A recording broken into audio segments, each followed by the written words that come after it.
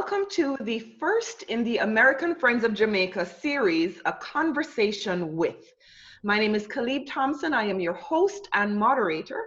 And for our first installment of A Conversation With, I am joined by two very distinguished guests, Ambassador Pamela Bridgewater and the Honorable Douglas O'Rain. Our topic today is Mother Nature is Boss. COVID-19 exposes inequality and racism. And I'm going to start off by introducing our two guests. We are happy to have with us today the Honorable Douglas O'Rain, an industrial engineer and a Harvard Business School MBA. Mr. O'Rain rose through the ranks from 1981 at Grace Kennedy Limited, one of the Caribbean's largest conglomerates, to become chairman and CEO. He was also elected president of the Private Sector Organization of Jamaica for 2 terms and was appointed an independent senator in the Jamaican Senate for 4.5 years. Since retirement from Grace Kennedy, he has dedicated himself to his enduring passion, that of giving back to the younger generation by interacting in rap sessions with teenagers, mentoring young entrepreneurs, and participating in philanthropic initiatives to help the disadvantaged. As a means of more effectively passing on his experiences over the decades of his working life, he has produced a book, The Business of Nation Building, excerpts from the selected speeches of Douglas O'Rain, an interesting read and now used as a reference book for high school students. Ambassador Pamela Bridgewater, a retired 34-year veteran of the U.S. Foreign Service, was appointed by 3 U.S. presidents, Bill Clinton, George W. Bush, and Barack Obama, as ambassador to the republics of Benin, Ghana, and Jamaica. She served as Deputy Assistant Secretary of State for Africa and in other senior Department of State positions. Her 6-year assignment in South Africa was the longest of any U.S. diplomat during the transition from apartheid to a non-racial government. Ambassador Bridgewater was on the political science faculty at 3 historically Black colleges and universities before entering the Foreign Service. She recently authored a book about her grandfather entitled Neutral on Nothing, The Social Activism of the Reverend Dr. B.H. Hester. She serves on several boards, including the American Friends of Jamaica, and is the board chair of the Africa Society. Welcome to both of you. Thank you. All right. So let's jump right into it. Until January or February of this year, the world was moving along in seeming prosperity. Stock markets were doing great. We were touting that economies were great. And then came COVID-19 and all that changed. So it's pretty obvious to see when there is financial equality based on how someone looks or what they drive or size of their house, etc. But now in the time of COVID, there are inequalities that are based on environment that are being revealed, and they are more startling than we might have imagined. Mr. O'Rain, I'm going to read a quote from you. COVID-19 has delivered an extraordinarily sharp shock to us, demonstrating that environmental degradation, climate change, and inequality are all inextricably linked. This is a 2-part question. First, explain what the environment has to do with the spread of COVID, and explain the direct linkage between environmental issues and social inequalities. Well, the first one, and that is, how is the environment linked to COVID-19? We, the human race, we are destroying 1 football field every 6 seconds of virgin forest across the world. As we do that, we run into viruses in their natural habitat, which hop over into our human race. And COVID-19 is the most recent one, but not the first, and certainly won't be the last. And that is the genesis of why we're in this position. Now, the question is, what's the link between the environment and inequality? It goes both ways. It forms a feedback loop. So environmental degradation leads to inequality, and inequality leads to environmental degradation. Let me give you a couple of examples of that. Yes, Let's take Hurricane Katrina. That was an example of an event that we never expected, but the people who suffered the most were the ones who had the greatest inequality because they lived in areas that were low-lying. They had less financial resources in order to resist a natural disaster like that. They weren't able to buy insurance. And then what happens after that? That environmental degradation leads to them becoming even poorer. Right. And so we have a choice. Well, but here's the choice. We can continue that feedback loop, declining in a ever descending circle of greater inequality and more environmental degradation. Or we can say, hold on a minute, we need to rethink how we live. And that's the moment we're at now. It's a reset moment. And that is that we find a way to change direction and enter a virtuous upward cycle.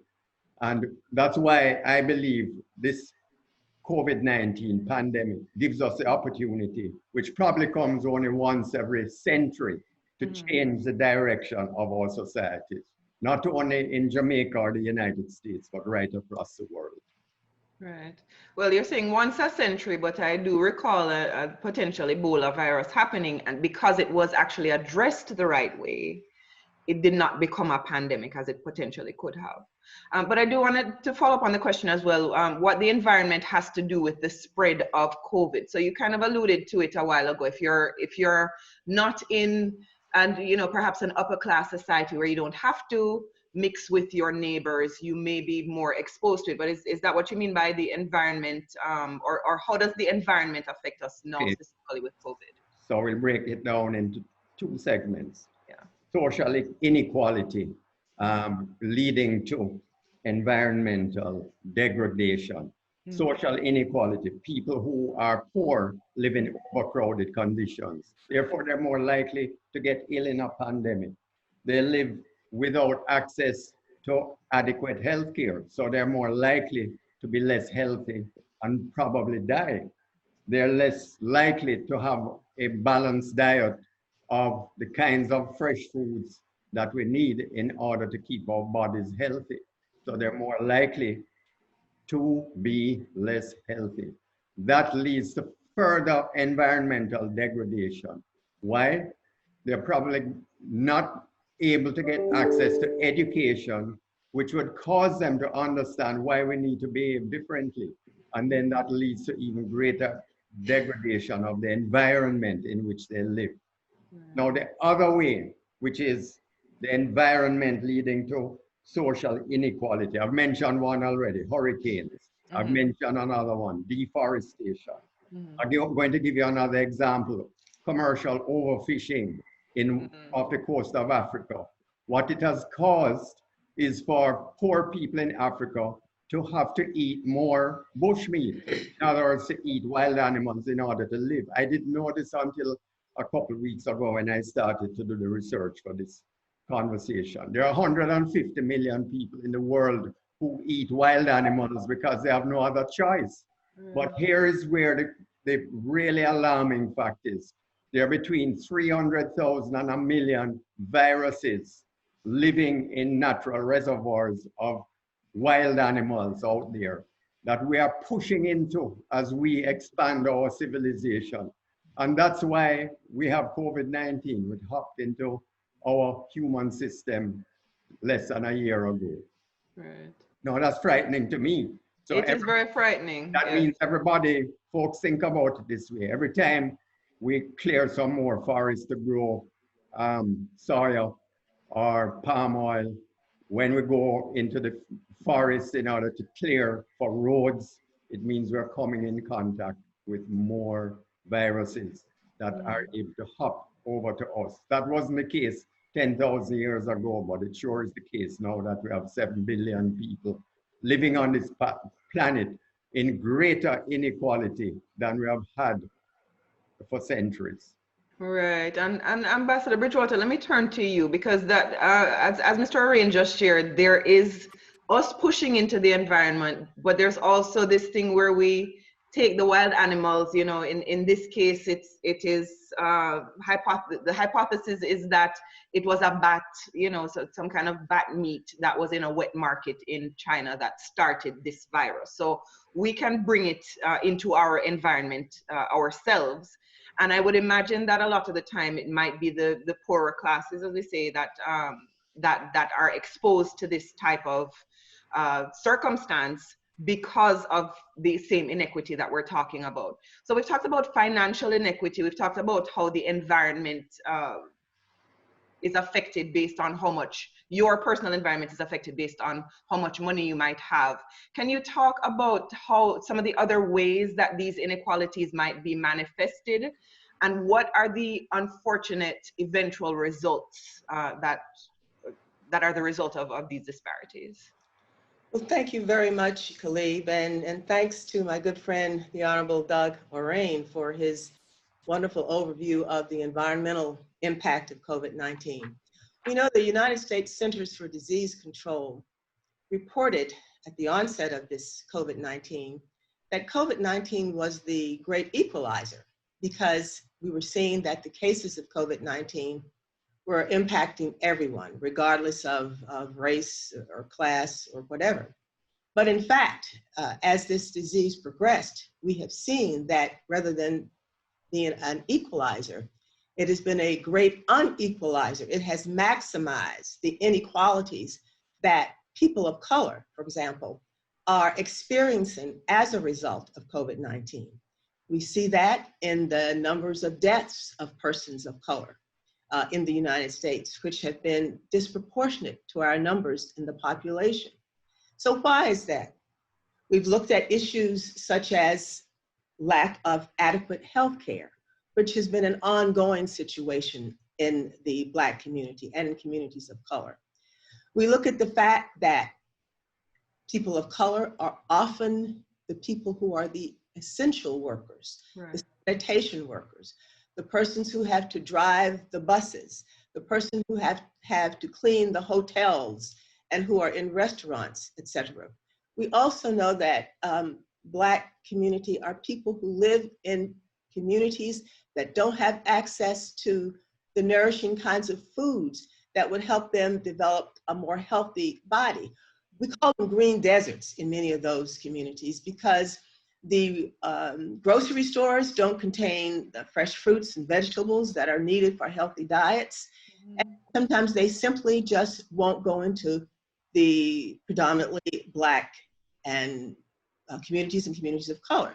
Mm-hmm. So we are working hard to try to reverse those kinds of things because we know that they lead to comorbidity issues, which increase the impact and the incidence of COVID-19, such as diabetes, hypertension, etc. And we believe, and I think it's a fact, that some of those conditions are experienced in Jamaica as well. So those are factors that show that COVID-19 has brought about greater degrees of inequality in the numbers of deaths among Black people and people of color versus non-white. Right. And it is particularly challenging because we are all people of color on this call. So whether or not you're in that circumstance, you're seeing it and it must affect you. We are, Ambassador Bridgewater and I, based in the United States. Mr. Arain, you are in Jamaica. And I'll refer to a circumstance that you spoke of, Mr. Arain, with the Spanish flu from 1918. That was the last time we had this once in a century type of pandemic hit the world. And that was a time when there were not planes, trains, and automobiles connecting everything all the time. At that time, it would have taken so long for one person to get from China to Jamaica, whereas now that can happen in the course of, you know, probably just over 24 hours or less. Everything is interconnected. So when one thing happens at one place in the world, it's not a matter of if now, it's a matter of when it is going to hit everything else, if it is not properly contained. Jamaica has been getting several shout outs for doing a great job of containing the pandemic. We here in the US, Ambassador Bridgewater, we're not so lucky. Can you both, I'm gonna open this to both of you. Can you talk about what governments should be doing, whether it is now in this circumstance to improve the situation as it is in the world, or if it's too late in this place and time that we are, next time it happens, how do we prevent it from the beginning? Well, it's never too late. So where I would start is what have we done in Jamaica? And when I say we, it's all 3 million of us here working with our government. The first one is that we have moved together as one people, and we have moved quickly. The first imported case of COVID-19 was diagnosed on March 10th, and on March 13th, all schools in Jamaica were closed and still are closed. Secondly, social distancing was put into effect virtually immediately. Got to stay at least 6 feet apart, wearing masks, hand washing. That was a big one up front to teach us to sing a song that lasts at least 20 seconds in order to make sure. Can I cut you to ask a quick question? The social distancing in Jamaica, I know how we are. We like to be around other Jamaican people or other people. We like to party. We like to hold hands and touch each other. How difficult was that to even try and implement in Jamaica? Well, of course, it was difficult. One of the most difficult things I found was the requirement not to touch my face, not to touch my hands to my mouth, nose, or eyes. And it took me about 3 weeks to learn how to do it, but I've done it. So you can watch me online, folks. Very good. Learned that from the end of March. But yes, that's an issue. But I think peer pressure is one of the things that's happening. So you will see people come together and somebody say, remember, I'm protecting you and you are protecting me. But there are some other things that are absolutely critical that we did. We actually put into place curfews. The first ones were from 6 p.m. to 6 a.m. Jamaica was never locked down. What happened was that there were restrictions. So people like me over 65, the Prime Minister said, you can only go out for essential purposes, one side, supermarket or pharmacy, that's it. And so that has been working. So we realized, who do we need to protect? All the people. We restricted flights into and out of Jamaica. And I think the two things that made the biggest difference and continue to is testing and contact tracing. So when another case popped up very early, it was identified as a village in eastern Jamaica. That village was quarantined, everybody in it, for 2 weeks. And that basically caused the virus to die out. There was another outbreak in a parish with 500,000 people, St. Catherine, and that was quarantined, everybody in it, 500,000 people for 2 weeks, and that quelled the outbreak. And so each time that the virus pops up, that is done, but you have to be on top of it in terms of testing and contact tracing. Contact tracing means you go to every person who has it and say, who have you been in touch with for the last week or 10 days, so we can test them as well. So it has worked. We're at about 600 cases for 3 million people after over 3 months and 10 deaths. And I don't think we have had a death in weeks. So it's working. We have also been very cautious about opening up the tourist industry. So one has to apply online beforehand to get approval to fly in. But in addition, you get tested when you get to the airport. And one of the things that tourists are amazed at, we have an app, the government has an app that you download on your phone, which tracks you. So if you move far beyond where you said you're going, you'll get a phone call that says, hey, I just noticed that you moved further than you said you are going. Where are you going? There you are. And that is what is required. Now, this issue about personal freedom, you have to balance it against the rest of our society. And that's where the big mind shift comes in. We need to be acting in each other's interest. And imagine our older people and the very young that we want to protect as we go through this crisis. Right. Well, those are all very good points. And I'm going to say that I believe that Jamaica would have come to those realizations based on some of the things that perhaps were working in the Asian countries. I did hear about that app from, I think, South Korea or somewhere like that. So it seems that the rest of the world is collaborating in certain ways on what has worked, what has not worked, what the best practices are to protect our people. Ambassador Bridgewater, Mr. Rain just alluded to this thing about personal freedom, that Americans, you know, like to fly their Confederate flags and say, I'm free to not wear my face mask and all this kind of stuff. Having worked in government as long as you have, and been in a country like Africa and a country like Jamaica where there are not as many resources. So I don't know that Jamaica has the luxury of being as cavalier as America, because, you know, apparently we're not as rich as Jamaica may not be as rich as America, may not theoretically have the same kind of health resources and so forth. You've been in disadvantaged countries, and they are doing better right now for caring for their people than is America doing.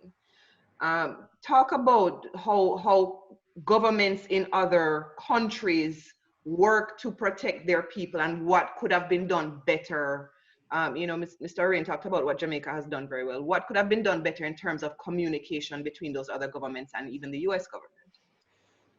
Well, let me firstly say how happy I am that Jamaica has taken the steps that it has and took those steps early and decisively. And I think that kind of action has proven to be very, very important in of course, slowing down the spread of COVID-19 in Jamaica. And we talk about other nations around the world vis-a-vis the United States. The United States is a large federal state.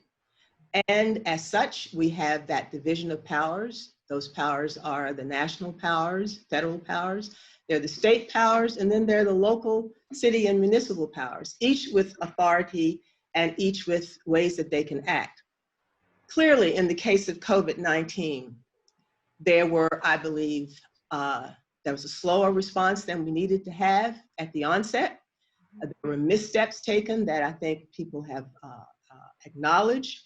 And then there have been the, let's say, the balance in terms of what the states would be able to do and what the federal government would have to do.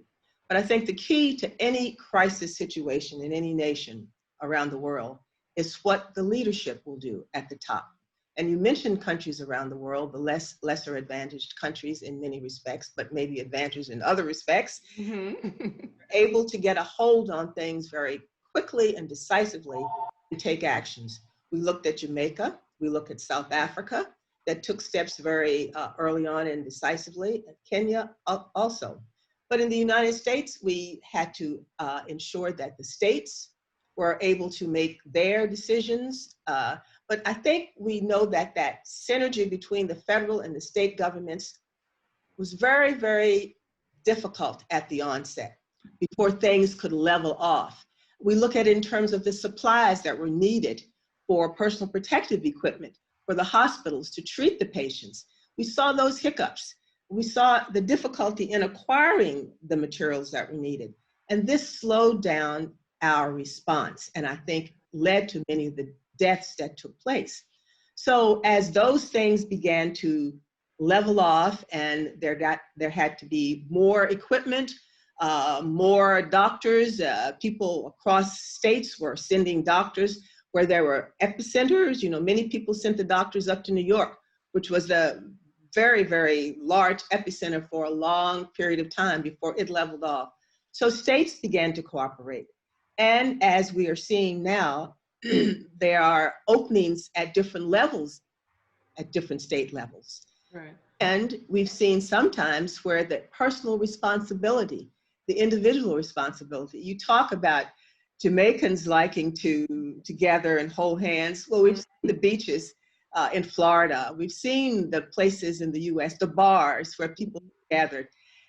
I think man by nature is social. We want to get together. We want to talk to each other. Our churches want to be able to open their doors. My husband's a pastor, and so he's been using a live virtual stream for his services, even though churches can open up now in certain numbers. But again, the personal responsibility. We as individuals have to use our knowledge, and we have to use our common sense to know that it is incumbent upon each of us to do the right thing. And that is to socially distance continually, and that is to wear masks. So our government clearly, our governments on all the levels clearly have now started to work better together, but our fight is not over. We've seen spikes that are continuing, and we know what we have to do individually and collectively to stop this spread. Right. Okay. All right. So Mr. O'Rein, I'm going to turn, thank you for that answer, Ambassador Bridgewater. Mr. O'Rein, I'm going to turn back to you, and you say that it is important for nations to address inequality if we're all to be safer against this type of pandemic in the future. However, in reality, if I'm rich and I can go quarantine in my house and send someone by Instacart or whatever, in America here, we have a thing named Instacart. You pay somebody on the internet and they go bring your groceries to your home, right? And in my palatial mansion, I can do that all the time, and you who are poor can go and do the essential work, and I will stay protected. So why is it that you say if we're all to be safer, we have to address this inequality? I'm rich, I'm fine. Why do I need to care? And there's a simple answer in one sentence: because we're all interlinked as members of the human race. And globalization has brought us all closer together. And there's no way of stepping out of that linkage. So as wealthy as you are, it's going to catch up with you somewhere. And if it's not with disease, it's going to be in terms of lifestyles, because it means that our lifestyles are going to have to change. I have a view. This group of human beings on the planet today, us, we have the opportunity to change the direction of the human condition for hundreds of years into the future. Or we can cause it to get much worse, because we're at this inflection point because of what is happening.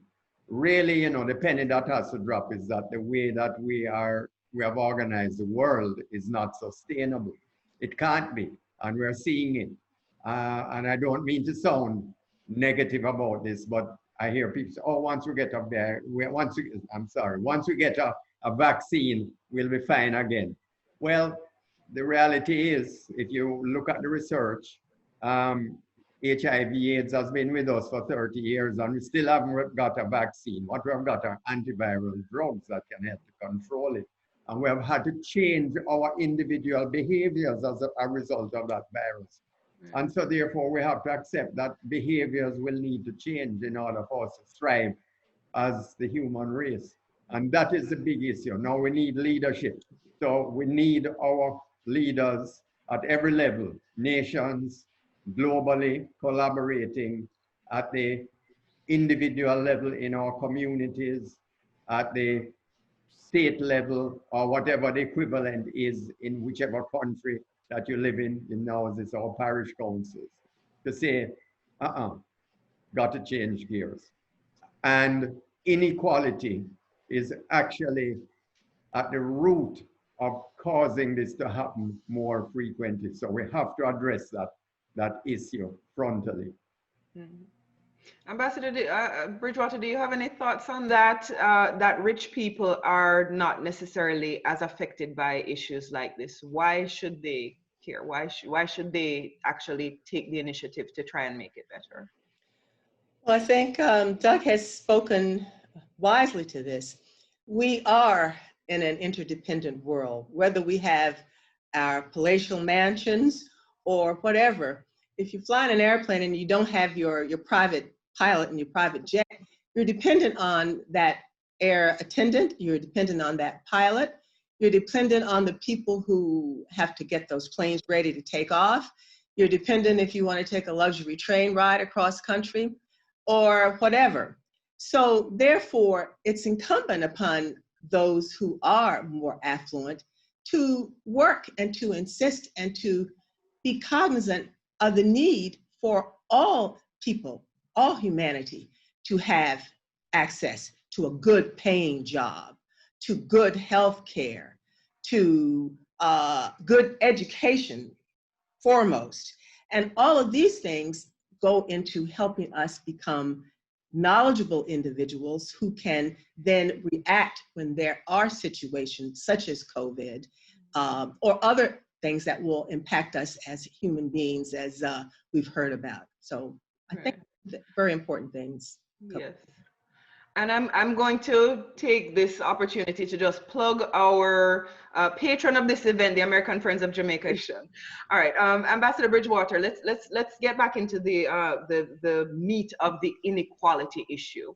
You note that inequality in America has now become so clear and present that the anger over it is spilling into the streets. And just like the pandemic of COVID, it's almost become a pandemic the way that there's a visceral reaction to the inequality that the layoffs from COVID and the lack of health insurance based on COVID and so forth.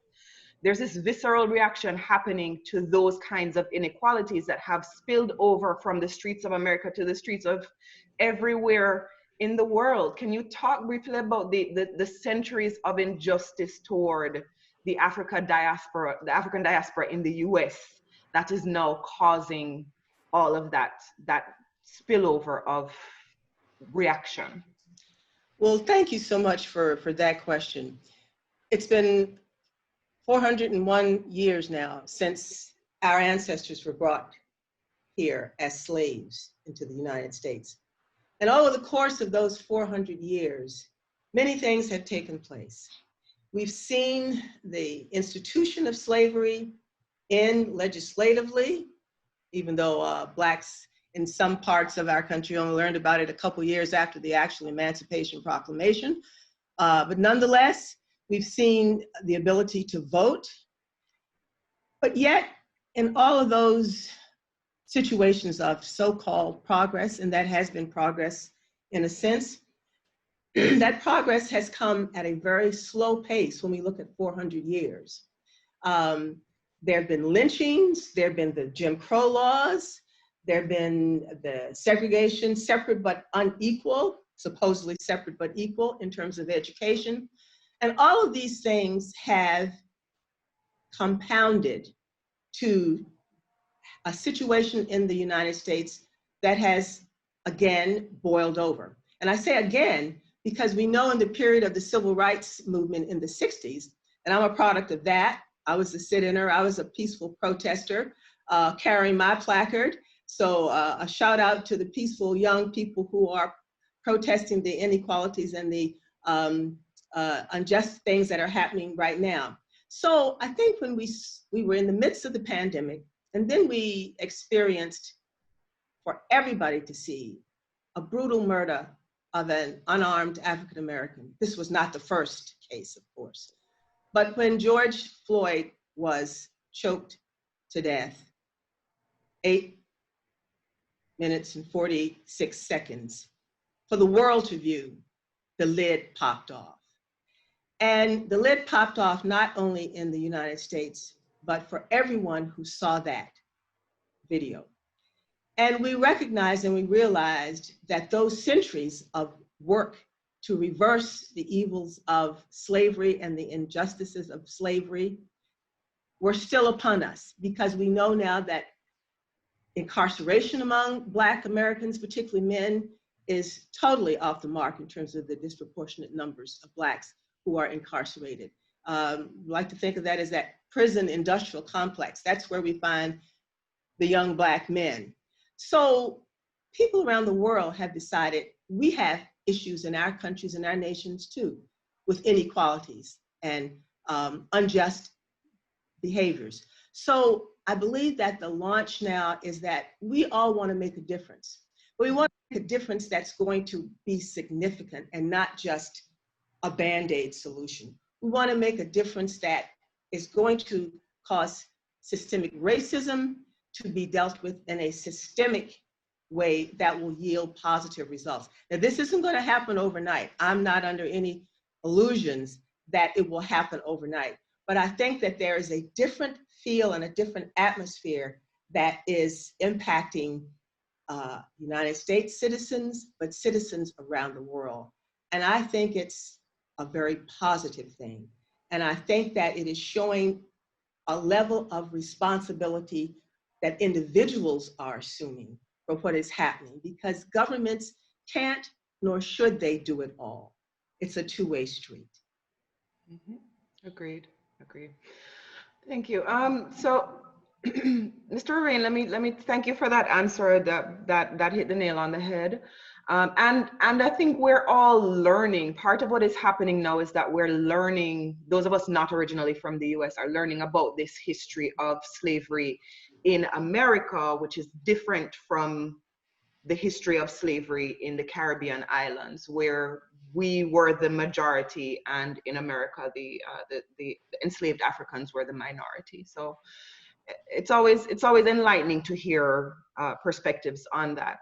Mr. Orain, you talked about establishing new patterns of behavior after the AIDS.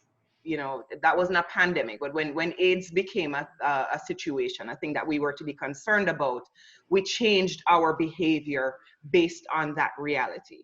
And there became a new normal in terms of how you were interacting with intimate partners, regardless of what it started off as something that was, categorized as related to the homosexual community. And at a certain point, it became everyone's concern.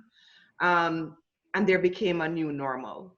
After 9/11, another example, America is the country that was targeted. The state of New York is the state that was targeted. But since that time, I have to take my shoes off every time I go through the airport. I cannot drink water inside the airport. And those changes have stuck with us since that time. A new normal has been established. So here's a question for you. It seems that we may have to coexist with COVID, at least for the foreseeable future. What are some of the changes you recommend that we make individually and societally as we establish this new normal? Or do you believe that once there is a vaccine, which you just said, do you believe that once there is a vaccine, most people will forget about the lessons and go back to the old ways?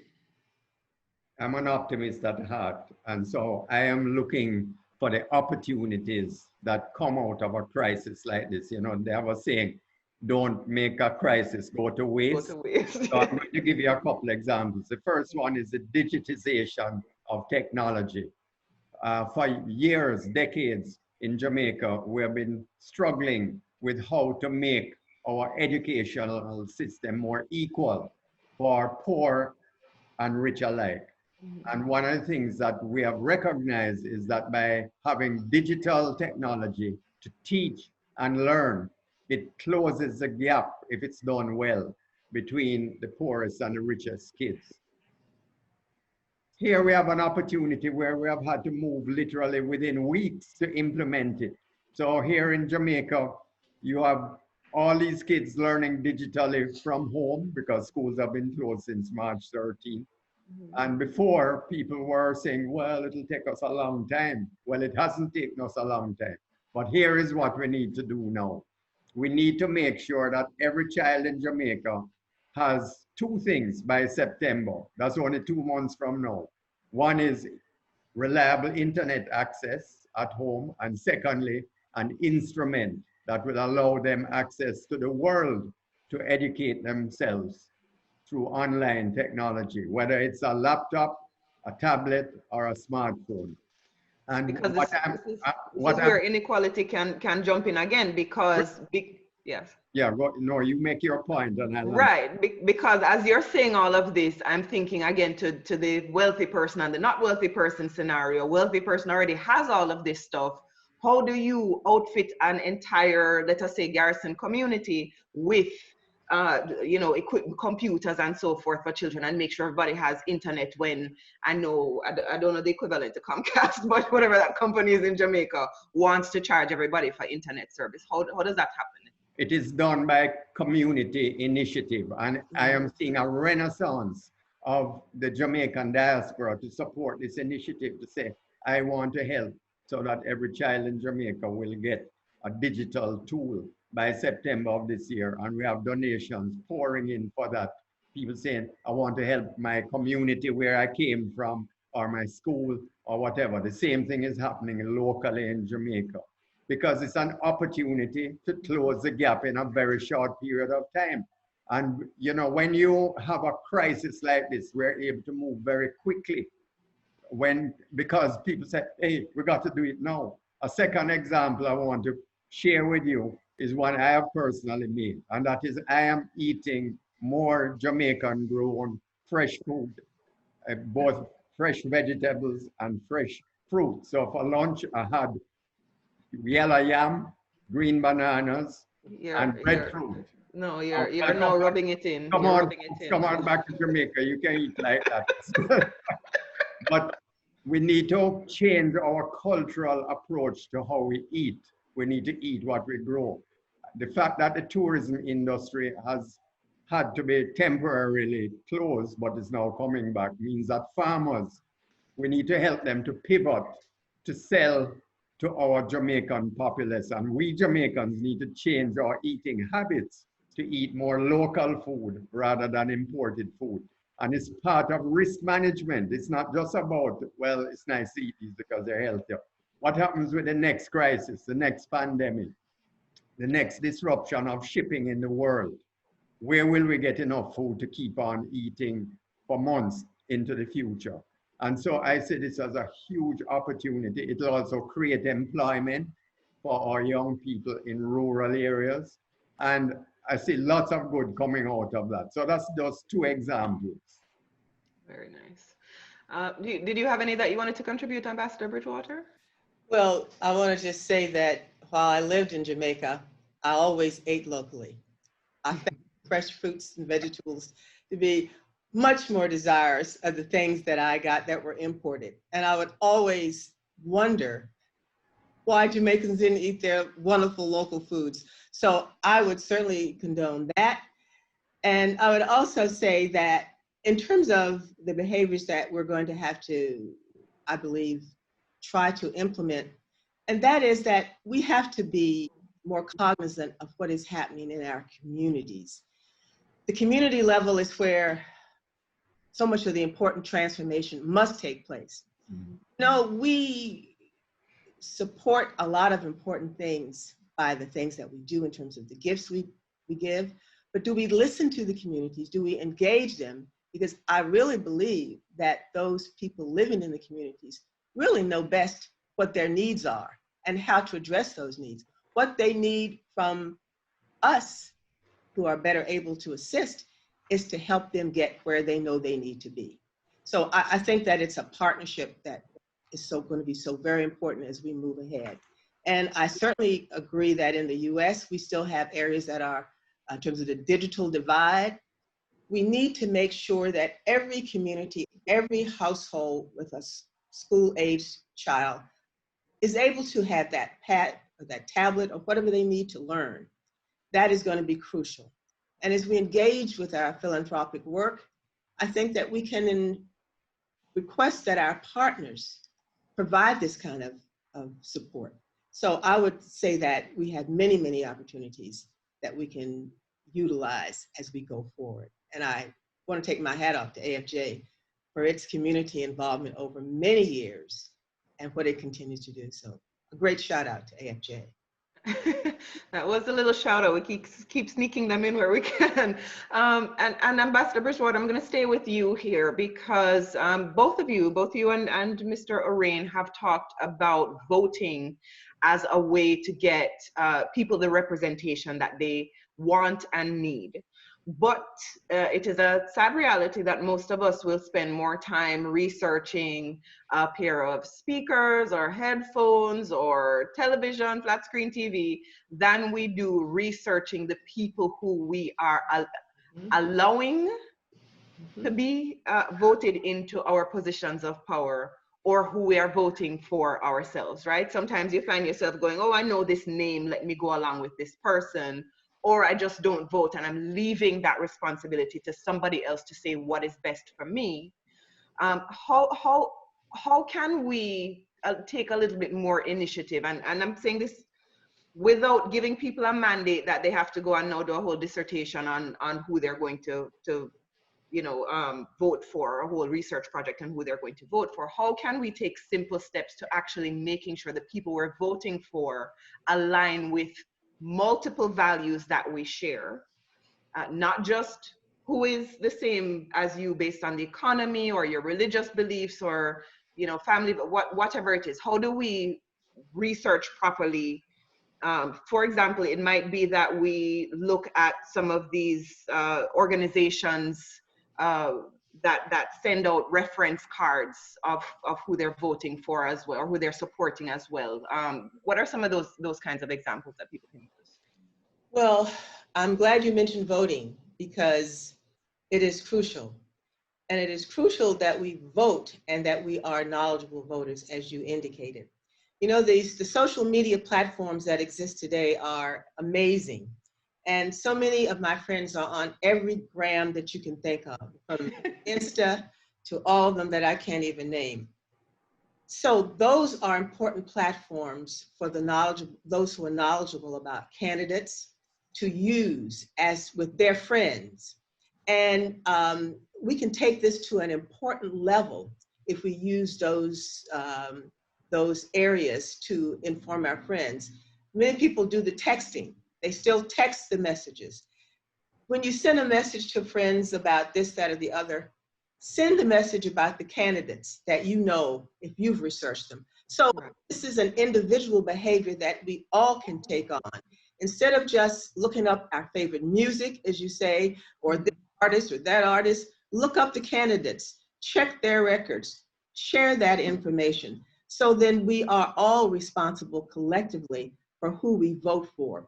But the vote is really critical, but it's not just the vote. All right, you get your person in, say, track that person, stay on that person, communicate with that person. If that individual isn't providing the kinds of services that you need as one of the constituents for your community. So it doesn't just end if that person is elected or not elected. The work of governing is a continuum. It has to go on and it has to be all the time. You can never let up, because when we let up, we let bad things in. And we've seen inertia in the whole system of voting and what it means, because we haven't seen the results that perhaps we were looking for with the people we voted for. We have a responsibility not only not to put them back in, but to hold them account while they are in office. Right. And Can I say something, Khalib? Yes. Democratic rights are like muscles. If we don't exercise them, they'll wither away. Right. So absolutely, our ancestors fought so hard for the right to vote in every democracy in the world. And if we don't vote now, that right is going to disappear. And so let's exercise just like you go to the gym. Just make sure you vote. Here's the rule. Just make up your mind to vote. And this thing about, oh, well, there are only 2 candidates running and I don't particularly like either one, so I won't vote. That is actually a vote in itself, because you're allowing people who are probably extremists to decide what the outcome is. So go and do your research and vote, no matter what. And that's true everywhere in the world. We're likely to have, we're constitutionally required in Jamaica to have general elections by early next year. So it's a realistic for us here. The other one that Pam, I'm so happy she mentioned it. There are 2 things that make democracies work: good leadership and good followership.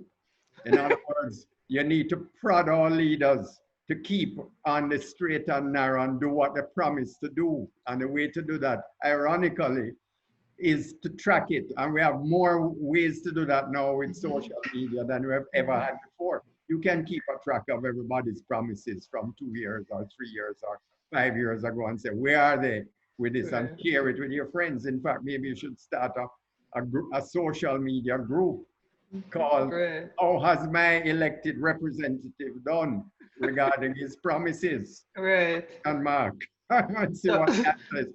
So So basically we're crowdsourcing the information that we need to do. I don't need to do all the research, but if you do some on this person and you do some on that person and we share that information. But it requires a cultural mind shift. I listen to podcasts, and one of the podcasts said one of the issues we have with social media that has caused negatively is that people more and more treat politics like sports.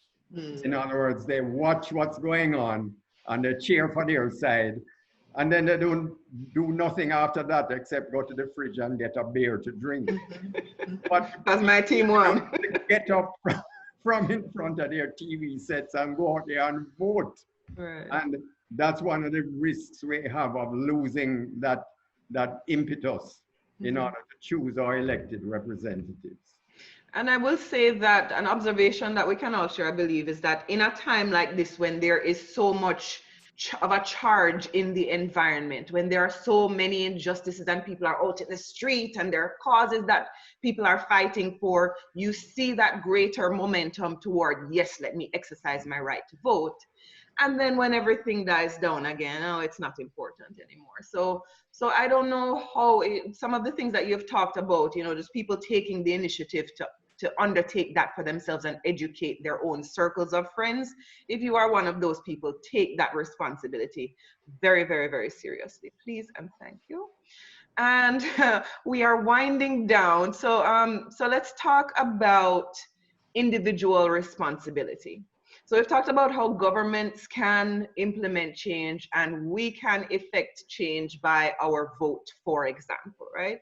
What are some of the ways that people can effect change on their own, in their own communities where they are right now, even if they don't have that philanthropic money? Well, Ambassador Bridgewater. yes. Okay, I'll go first on this one. First, besides voting and making sure you follow up, organize. Either start a group that you are passionate about a particular activity, or join one that exists already and support them in whatever way you can, whether actively in making the organization work or financially by donations. But nothing gets done until people who are motivated get up and do something about it. So that's one. The next one is wherever you see unjust happenings taking place, shine the spotlight on it. Evil abounds when good people remain silent. They call that call-out culture in America. It's all over the world, but then we have to realize that we're harming ourselves when we remain silent. So shine a light of truth on those things that you want to see change. Right. And I have a saying that I like, that sunshine is the best disinfectant. In other words, shine a light, and the very fact that you shine a light and expose it will cause change. Now, do you realize one of the reasons why we're having this huge worldwide change in attitudes to what has happened recently in the United States? Smartphones with video cameras on them. So what is happening is that all these things have been happening for hundreds of years, for generations, but now a whole range of people who never knew of it or couldn't believe it and said it's too horrible to be true are now seeing it with their very own eyes. And that's one of the powers of using technology in a powerful way. So as I said, it's better don't curse the darkness, bring light to the fore. Absolutely. Ambassador Bridgewater, same question to you. What can we do individually where we are to effect change? First, I really believe that each one of us needs to look inward, whether we're Black, white, albino, or what. Look at what drives us. Look at what our mindset is and do it in an honest way. We can't or we shouldn't fool ourselves. Ask what our values are. What are the things we hold dear? And what, if any, racist attitudes or thoughts we may have? And it can go both ways, And I think that once we come to a real assessment of what it is we think and feel, then we can start making change if we believe that change should take place. And that I believe we are looking now at a situation where more people believe that change should take place in a systematic and holistic manner. I think also that we need to listen more, again, at the community level. Go to a community or a neighborhood center that you know exists, that you may have driven past many times and not really know what's going on inside there. Stop and find out. See where you can help at all, if at all, in that particular community environment. And then I think that we need to also continue to work with groups of goodwill who are philanthropic, who want to do something to effect change in a positive way through their largesse and the resources that they have. But let us work with them to help them ensure that what they do contribute is not just a Band-Aid to cover a problem, but a Band-Aid that will heal and cause that problem to disappear. And I think that is so important, that the monies we get philanthropically enable groups to, Blacks to become managers and owners, and not just recipients, but to institutionalize policies and programs that are going to make change that will be lasting and positive, and in the long run, be of benefit to everyone. Right. So that actually was going to be my last question, just the importance of philanthropy and how others in the diaspora can help. So you've kind of answered that question, Ambassador Bridgewater. Can I throw that to you as well, Mr. Oreen? How you've already mentioned the help from the diaspora in terms of the technology needs of Jamaican children and families. How else can the diaspora reach out to help right now? What's needed? In all my life, and perhaps this was inculcated in me by my parents, and that's why I think the issue about this is the moment to reset how immediate families work in order to help each other to succeed in life. But I was always brought up to see how I could help people less fortunate than myself. It wasn't by my parents talking about it. I saw them actually doing it all their lives. So for me, now that I am retired and I have more flexibility, I love seeing how I can help people to get ahead. And what you know what I've found? What people want is just a little help to get over a hurdle. And after they've got through the hurdle, they're able to run on their own. Right. And so what I found, giving is a joyful experience. And I love it. And I encourage other people to give as well. And what you will find by giving is that you'll be happier, you'll be more contented. You'll say, I've found a way to make a difference in this world. And if you do it regularly, you will find also that you will draw goodness to yourself. I'm one of these people that believes when you do good, greater good comes. Let me pick your brain a little bit this way though. You have found your passion in teaching young people entrepreneurship and self-sufficiency and business related things because that is what you love. So that's kind of more the question I'm asking. As a philanthropist, or you may say, I don't have a whole bunch of money, I'm not rich, I can only send $5 every now and again or send a barrel to my family. What else can people do?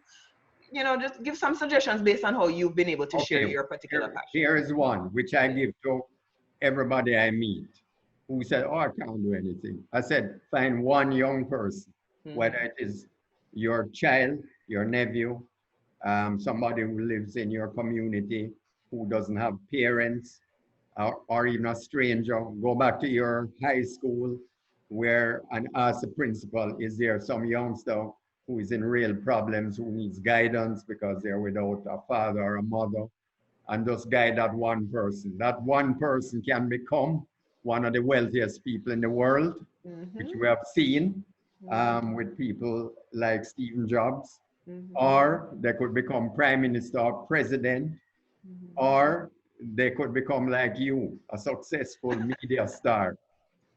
Because somebody helped you, Khalid, early in your life to get where you want.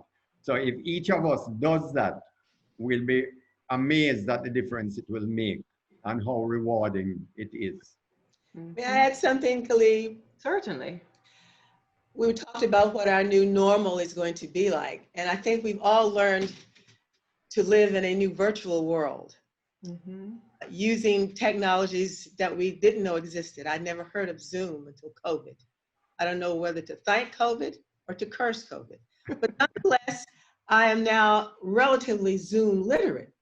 So I think that all of us who've been in our homes, stuck with our computers or our phones, as Doug mentioned, there's somebody out there that you have some expertise you can share with. And you can share it via this medium. You don't have to travel to them or they to you. So groups like, again, AFJ, I'm on the board, so I do believe in what we do. We know groups that are community-based in Jamaica, and we know what some of their needs are. So we perhaps can be a conduit to help the diasporans, and we do have wonderful Jamaican diaspora that we engage, to then adopt a community, let's say. They may not have lots and lots of money, but they may have a lot of knowledge and a lot of expertise in a subject matter that that community is going to need. Jamaicans, I always used to say to my staff in Jamaica, I don't think there's anything that a Jamaican can't do and be successful at. Agreed. Agreed. Thank you so much. And I'm going to just wrap it up with the point that I have observed, that in this moment of inequality, to bring it back to the original subject of the discussion, seems to be spurring a lot of awareness, not just with the people who are facing the inequality, but the people who are perpetrating some of it. So you're seeing social responsibility become a thing among large corporations and the wealthiest among us, the celebrities who are advocating for Black Lives Matter and so forth. And so, just back to that point of what happens to one of us really should matter to all of us. I think AFJ embodies that spirit where, the organization leans on the wealthiest among us to support the ones who are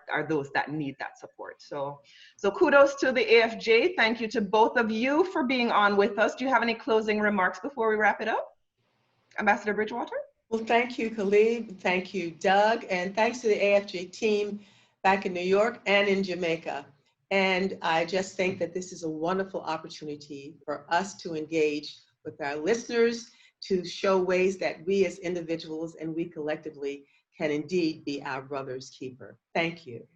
Awesome. Mr. Orain.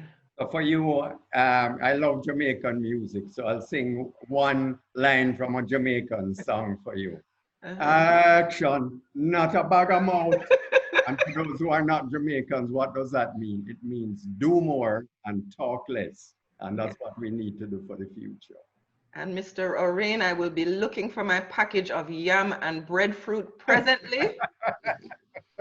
Thank you both for this fantastic conversation. Thanks to all of you who have been watching. If you do have questions, please go ahead and share them with us. And please do stay tuned for the next installment of A Conversation With. I am your host, Khalid Thompson. I'm looking forward to seeing you here next week.